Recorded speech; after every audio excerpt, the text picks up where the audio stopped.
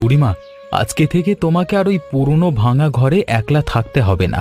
তুমি আজকে থেকে আমাদের এই নতুন বড় বাড়িতেই থাকবে। এ কি বলছিস বাবা গোপাল? আমার মতো এক সামান্য গরিব বুড়ির জন্য এত পাকা দালান কোঠার সুখের কি দরকার ছিল রে? মা, তুমি অমন কথা একদম মুখে এনো না। তোমার ওই বাগানের বেগুনের দৌলতেই তো আজ আমাদের সংসারে এত বড় আলো এসেছে। হ্যাঁ বুড়িমা, তুমি যদি সেদিন তোমার বাগানের সব বেগুন আমাদের হাতে তুলে না দিতে, তবে আমাদের এই খুশির দিন কোনো দিন আসতো না।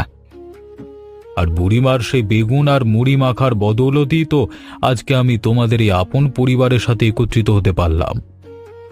তোরা সবাই মিলে আমাকে নিজের মায়ের মতো এত বড় সম্মান আর ভালোবাসা দিলি বাবা।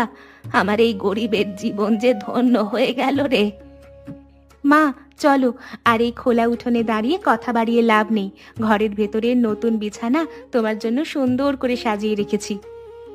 হ্যাঁ বুড়িমা, এখন থেকে আমরা চারজন মিলে একই ছাদের নিচে এক সুখে ভরা নতুন পরিবার হয়ে চিরকাল বসবাস করব।